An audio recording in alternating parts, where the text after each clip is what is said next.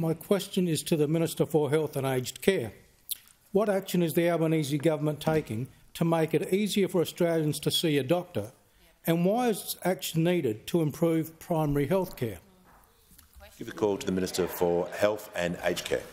Well, I thank my friend and electorate neighbour for that question, because he knows that the government has no higher priority than strengthening Medicare and making it easier to see a doctor. That's why we established the $750 million Strengthening Medicare Fund and a task force of nurses, patients, doctors and policy experts to help advise us on tackling the enormous challenges we inherited after 9 years of cuts and neglect. That's why in the October budget we invested $2.9 billion in new primary care measures, which includes $220 million of grants to every general practice in Australia to help them improve patient access, their IT systems and their facilities. We're investing over $160 million to attract and retain more doctors and health workers in rural and regional Australia. And in Tasmania, we're working with the state government, a Liberal state government, to expand the single employer model down there that will make training and working in a general practice more attractive for our young doctors, growing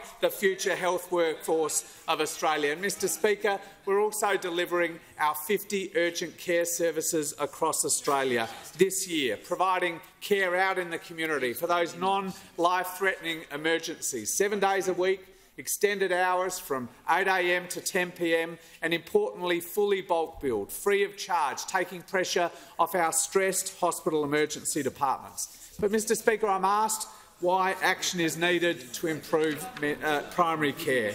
And the fact is that primary care is in its worst shape in 40 years of Medicare, and there is no single person in this country more responsible for the crisis in Medicare than the Leader of the Opposition.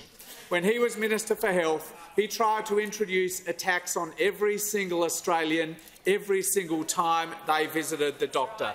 And when Labor blocked him in the other place, the Leader of the Opposition said proudly that he would, and I quote, "do whatever it takes to get around our blockage, do whatever it takes." And so instead, he started a 6-year-long freeze in the Medicare rebate, a freeze later described by the AMA as a sneaky new tax that punishes every Australian family. That freeze ripped billions and billions of dollars out of Medicare.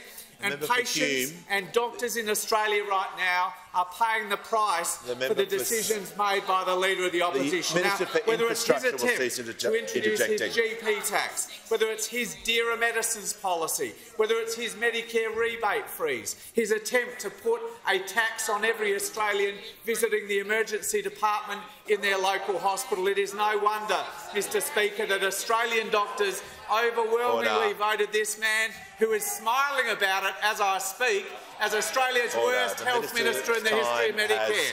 Concluded.